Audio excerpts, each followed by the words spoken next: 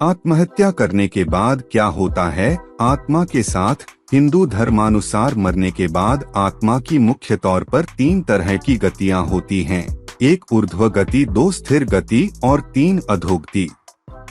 इसे ही अगति और गति में विभाजित किया गया है। पहली बात तो यह कि आत्महत्या शब्द ही गलत है, लेकिन यह अब प्रचलन में है। आत्मा की किसी भी रीति से हत्या नहीं की जा सकती। हत्या होती है शरीर की। इसे स्वघात या देहत्या कह सकते हैं। दूसरों की हत्या से ब्रह्मा दोष लगता है, लेकिन खुद की ही देह की हत्या करना बहुत बड़ा अपराध है। जिस देह ने आपको कितने भी वर्ष तक इस संसार में रहने की जगह दी, संसार को देखने, सुनने और समझने की शक्ति दी, जिस देह के माध्यम से आपने अपनी प्रत्येक इच्छाओं की पूर्ति की, उस देह की हत्या करना बहुत बड़ा अपराध है। जरा सोचिए इस बारे में। आपका कोई सबसे खास सगा या अपना कोई है तो वह है आपकी देह।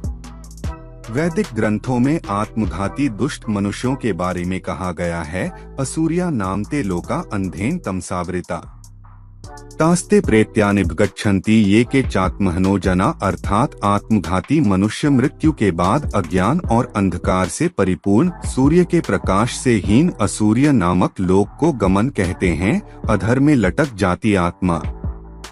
गरुड़ पुराण में जीवन और मृत्यु के हर रूप का वर्णन किया गया है। आत्महत्या को निंदनीय माना जाता है, क्योंकि धर्म के अनुसार कई योनियों के बाद मानव जीवन मिलता है। ऐसे में उसे व्यर्थ गवा देना मूर्खता और अपराध है। कहते हैं कि जो व्यक्ति आत्महत्या करता है उसकी आत्मा हमारे बीच ही भटकती रहती है, न ही उसे स्वर्ग नर्क में जाने को मिलता है, न ही वह जीवन में पुनः आ पाती है। ऐसे में आत्मा अधर में लटक जाती है।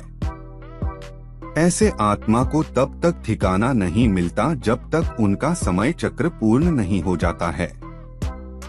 इसीलिए आत्महत्या करने के बाद जो जीवन होता है वो ज्यादा कष्टकारी होता है। जीवन के चक्र को समझना जरूरी है। जैसे पूर्ण पका फल ही खाने योग्य होता है। जब फल पक जाता है तभी वह वृक्ष को त्याग कर खुद ही वृक्ष बनने की राह पर निकल पड़ता है। इसी तरह पूर्ण आयु जीकर मरा मनुष्य अच्छे जीवन के लिए निकल पड़ता है। कहते हैं कि मानव जीवन के 7 चरण होते हैं और प्राकृतिक प्रक्रिया के अनुसार एक के पूरा होने के बाद ही दूसरी शुरू होती है। इसका सही समय और सही क्रम होता है। ऐसे में समय से पूर्व ही मृत्यु हो जाने से क्रम गड़बड़ हो जाता है। जिन व्यक्तियों की मृत्यु प्राकृतिक कारणों से होती है उनकी आत्मा भटकती नहीं और नियमानुसार उनके जीवन के 7 चरण पूरे हो चुके होते हैं। लेकिन जिन लोगों की मृत्यु आत्महत्या करने के कारण होती है वो चक्र को पूरा न कर पाने के कारण अधर में रह जाते हैं। मरने के बाद कब मिलता है दूसरा शरीर? उपनिषद कहते हैं कि अधिकतर मौकों पर तत्क्षण ही दूसरा शरीर मिल जाता है, फिर वह शरीर मनुष्य का हो या अन्य किसी प्राणी का। पुराणों के अनुसार मरने के 3 दिन में व्यक्ति दूसरा शरीर धारण कर लेता है, इसीलिए तीजा मनाते हैं। कुछ आत्माएं 10 और कुछ 13 दिन में दूसरा शरीर धारण कर लेती हैं, इसीलिए 10वां और 13वां मनाते हैं। कुछ सवा माह में अर्थात लगभग 37 से 40 दिनों में। बहुत कम ऐसे लोग हैं जिन्हें 40 दिन बाद भी शरीर नहीं मिलता। उनमें से अधिकतर दुर्घटना में मारे गए या आत्महत्या वाले लोग ही ज्यादा होते हैं। ऐसे लोग यदि प्रेत या पितर योनि में चला गया हो तो यह सोचकर 1 वर्ष बाद उसकी बरसी मनाते हैं। अंत में उसे 3 वर्ष बाद गया में छोड़कर आ जाते हैं। वह इसलिए कि यदि तू प्रेत या पितर योनि में है तो अब गया में ही रहना, वहीं से तेरी मुक्ति होगी। किसे कहते हैं भूत? जिसका कोई वर्तमान न हो, केवल अतीत ही हो, वही भूत कहलाता है। अतीत में अटका आत्मा भूत बन जाता है। जीवन न अतीत है और न भविष्य, वह सदा वर्तमान है। जो वर्तमान में रहता है वह मुक्ति की ओर कदम बढ़ाता है। आत्मा के 3 स्वरूप माने गए हैं: जीवात्मा, प्रेतात्मा और सूक्ष्मात्मा। जो भौतिक शरीर में वास करती है उसे जीवात्मा कहते हैं। जब इस जीवात्मा का वासना और कामनामय शरीर में निवास होता है तब उसे प्रेतात्मा कहते हैं। यह आत्मा जब सूक्ष्मतम शरीर में प्रवेश करता है तब उसे सूक्ष्मात्मा कहते हैं। इसी तरह जब कोई स्त्री मरती है तो उसे अलग नामों से जाना जाता है। माना गया है कि प्रसूता स्त्री या नवयुवती मरती है तो चुड़ैल बन जाती है, और जब कोई कुंवारी कन्या मरती है तो उसे देवी कहते हैं। जो स्त्री बुरे कर्मों वाली है उसे डायन या डाकिनी करते हैं। इन सभी की उत्पत्ति अपने पापों, व्याभिचार से, अकाल मृत्यु से या श्राद्ध न होने से होती है। इसी तरह जब कोई पुरुष मरता है तो वह भूत, प्रेत, पिशाच, कूष्मांडा, ब्रह्म, राक्षस, वेताल या क्षेत्रपाल हो जाता है। अतृप्त आत्माएं बनती है भूत। जो व्यक्ति भूखा, प्यासा, संभोग सुख से विरक्त, राग, क्रोध, द्वेष, लोभ, वासना आदि इच्छाएं और भावनाएं लेकर मरा है, अवश्य ही वह भूत बनकर भटकता है। और जो व्यक्ति दुर्घटना, हत्या, आत्महत्या आदि से मरा है वह भी भूत बनकर भटकता है। ऐसे व्यक्तियों की आत्मा को तृप्त करने के लिए श्राद्ध और तर्पण किया जाता है। जो लोग अपने स्वजनों और पितरों का श्राद्ध और तर्पण नहीं करते वे उन अतृप्त आत्माओं द्वारा परेशान होते हैं। अकाल मृत्यु क्या होती है? अकाल का अर्थ होता है असमय। प्रत्येक व्यक्ति को परमात्मा या प्रकृति की ओर से एक निश्चित आयु मिली हुई है। उक्त आयु के पूर्व ही यदि व्यक्ति हत्या, आत्महत्या, दुर्घटना या रोग के कारण मर जाता है तो उसे अकाल मौत कहते हैं। उक्त में से आत्महत्या सबसे बड़ा कारण होता है।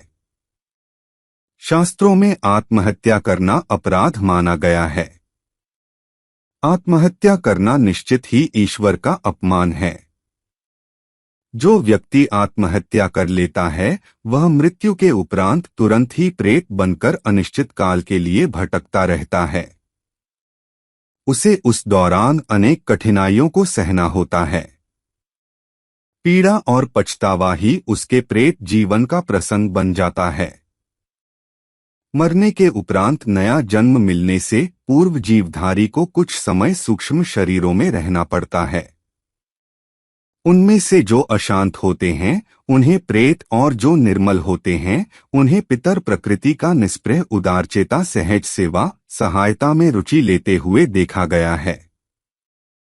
मरणोपरांत की थकान दूर करने के उपरांत संचित संस्कारों के अनुरूप उन्हें धारण करने के लिए उपयुक्त वातावरण तलाशना पड़ता है। इसके लिए प्रतीक्षा करनी पड़ती है। वह समय भी सूक्ष्म शरीर में रहते हुए ही व्यतीत करना पड़ता है।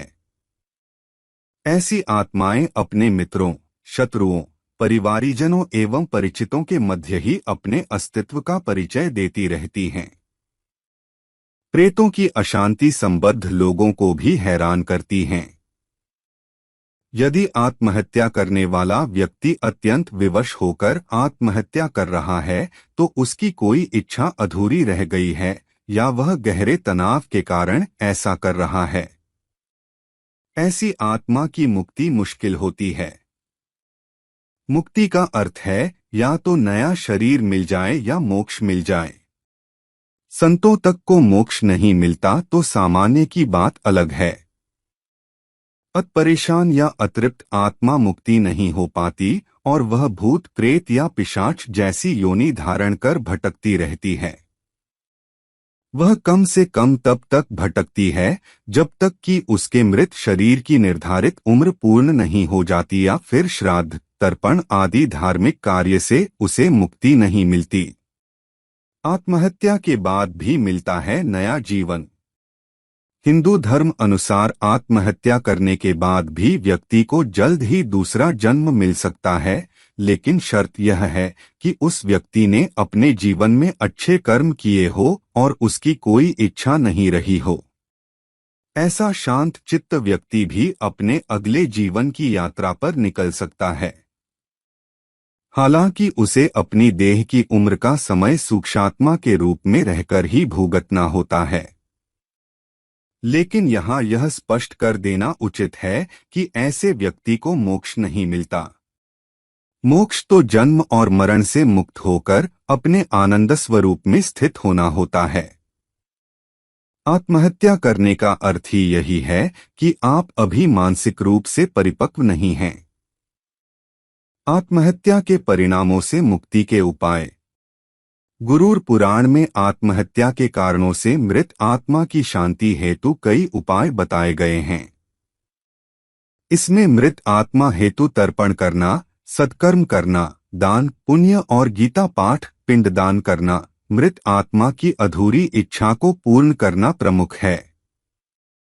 यह कार्य कम से कम 3 वर्ष तक चलने चाहिए, तभी मृत आत्मा को मुक्ति मिलती है। तर्पण करने, धूप देने आदि से मृत आत्माएं तृप्त होती है। तृप्त और संतुष्ट आत्माएं ही दूसरा शरीर धारण कर सकती है या वैकुंठ जा सकने में समर्थ हो पाती है।